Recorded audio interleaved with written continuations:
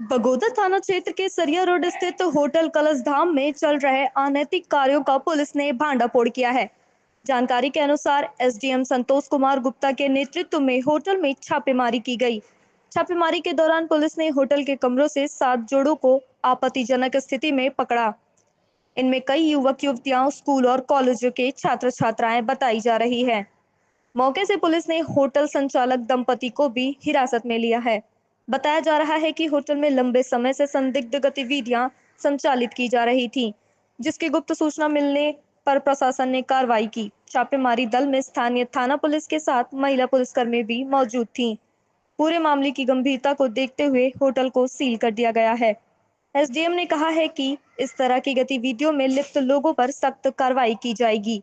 फिलहाल पुलिस पकड़े गए सभी लोगों से पूछताछ कर आगे की कानूनी प्रक्रिया में जुट गई है। इस कार्रवाई से क्षेत्र में हड़कंप मच गया है।